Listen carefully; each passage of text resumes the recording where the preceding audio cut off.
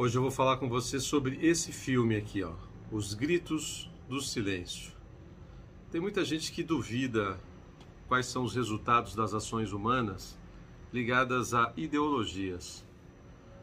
Na verdade, no fundo, se você tiver a oportunidade de estudar um pouco, você vai descobrir que um dos grandes problemas é o próprio Estado.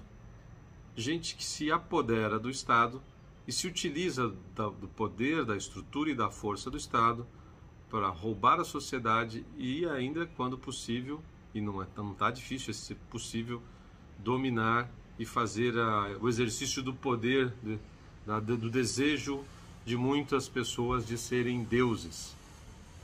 Então, existe um livro chamado em que ele demonstra que você está sendo roubado há bastante tempo.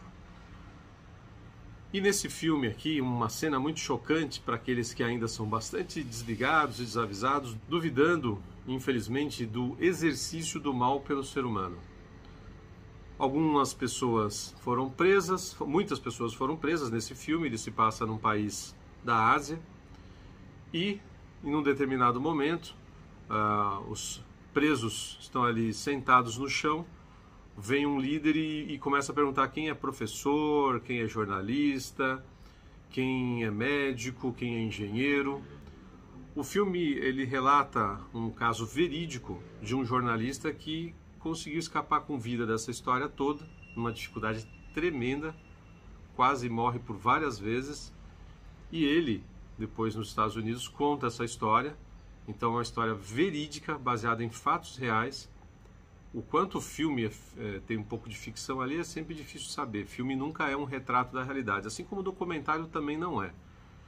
Mas serve para você ter como guia, porque o filme é baseado em fatos reais de uma pessoa que realmente escapou desse inferno. E ele conseguiu fingir que não sabia falar inglês, fingiu que não sabia falar francês, falava simplesmente a língua nativa ali do país. Ele conseguiu escapar, com muita dificuldade ele conseguiu escapar. E aquelas pessoas, naquele momento em que foram perguntadas, como se fossem reconstruir o país, estamos precisando de engenheiros, professores, tal. A hora que essas pessoas se levantam, eles recolhem essas pessoas num canto e na surdina, num determinado hora do dia em que os prisioneiros estavam longe, eles executam essas pessoas. Para esse sistema, quem pensa, quem tem capacidade de raciocínio, pensamento crítico, não serve para eles. E eles executam.